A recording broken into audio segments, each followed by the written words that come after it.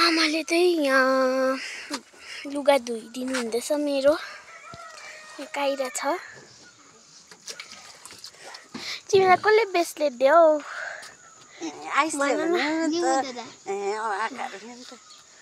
त्यस्तो कतै बस्छु त। माम त यहाँ रोटी पोल्नु हुँदै रहेछ। हाई भनिदिनु न माम। रोटी पोल्दैछु म त। यहाँ ड्रम्बु हेर्नु न भाग्दैछ। आज रोटी खाउँ भनेको कि।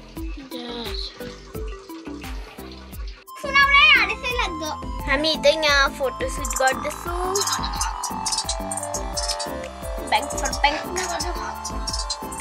हेर्नुहोस् यहाँ दाजु र बहिनी ग्यास बोल्दो।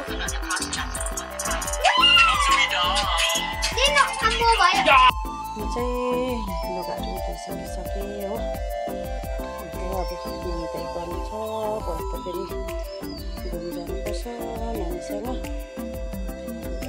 सुकाइरहेको छु। भाँडा धुँदैछु म चाहिँ।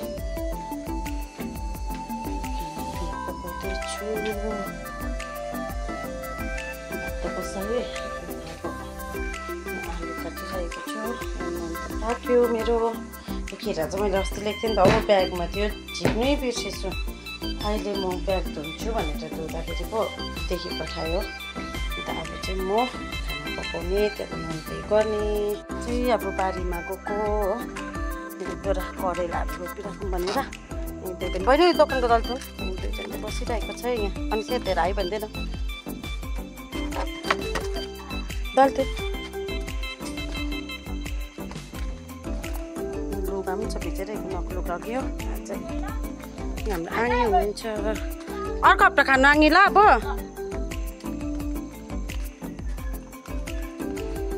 मैला हुने कहाँ लगेको?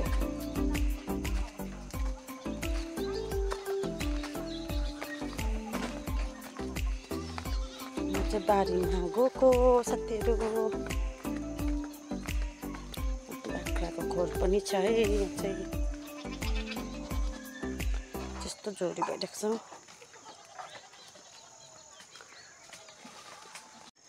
अस्ति मैले रोपेको मकै चाहिँ यत्रो भएको छ।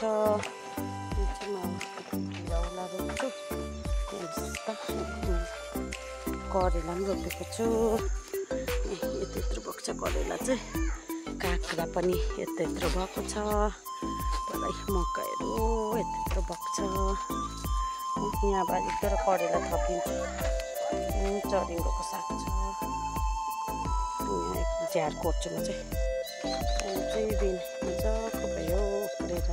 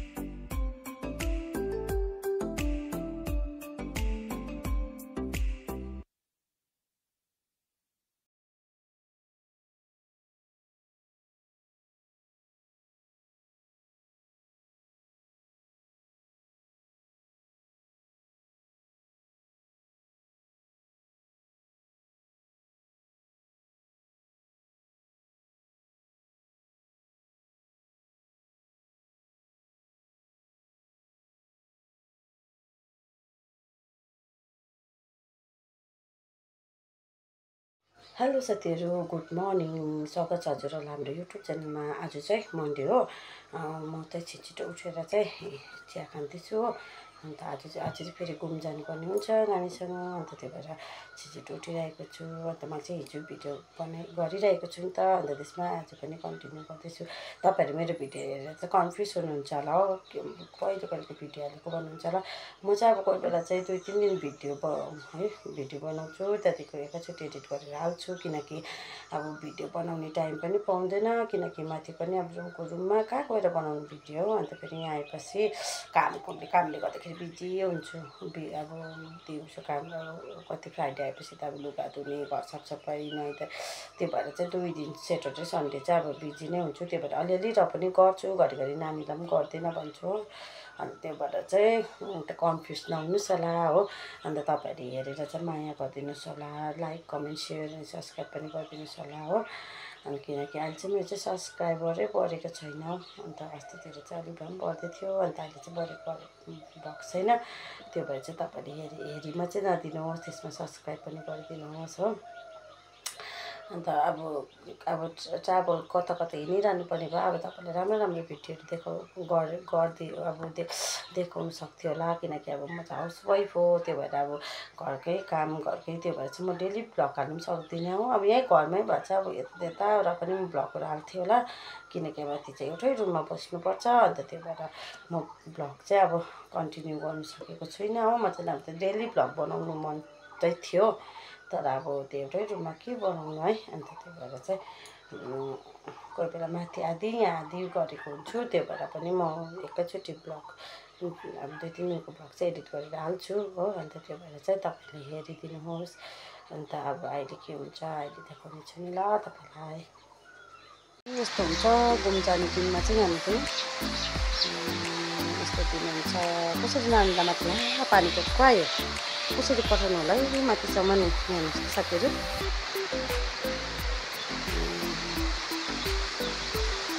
यस्तो दिनमा चाहिँ कसरी पठाउनु होला। म चाहिँ यहाँ दिदीकोमा केस बनाउनु आइरहेको छु।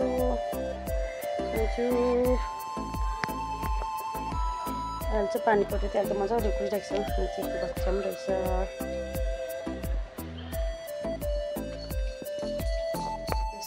त्यतिको बक्स अब बनाएर काट्ने, अलिक छोटो बनाउँछु। अब चाहिँ माथि बनाउनु गर्दादेखि गर्दै बस्छु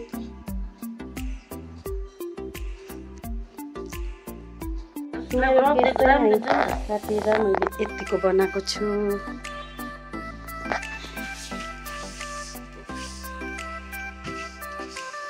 म चाहिँ सधैँ दिदीकोमै आउँछु केस बनाउनु। तपाईँहरू पनि आउनुभयो भने भन्नुहोस्, दिदीले मजाले बनाइदिनुहुन्छ हो। देखाउँछु दिदीकोमा आउनुहोस्, दिदीले मजाले गरिदिनुहुन्छ। दिदीले स्टार्ट गर्नुभयो अब यस्तो डरलाग्दो आउँछ है, डरलाग्छ यस्तो देख्दा त। म त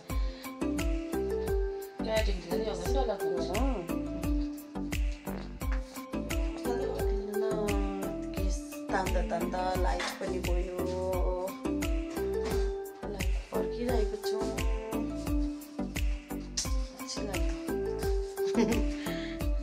यो दिदीको कुकुर रहेछ कि चार्ली अरे हो। यहाँनिर मलाई टोकेको छ। यहाँ खानु मात्रै खोज्दैछ फेरि यसले है। एकछिनमा उठ्यो त्यो उठ्यो, यहाँ खानु गइहाल्दैछ यो चाहिँ हो। गरेको छ यहाँ मैले मच्चा लगाएको कि तानिदिएको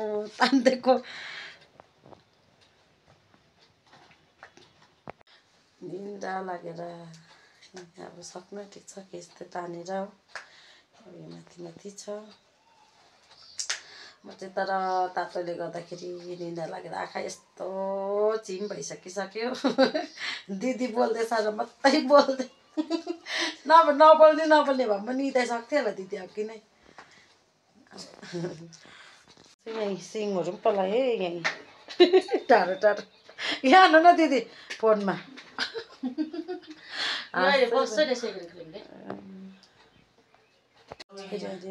क्रिम लगाएर चाहिँ 15-20 मिनट राख्नु पर्दो रहेछ। अहिले चाहिँ यहाँ भक्कै पारिसक्यो दिदीलाई खानु मागेर दिदी उठ्यो कि जता गयो त्यतै जाँदैछ हो घरको भाडा सोर्दै यतै लिएर आउँछ हो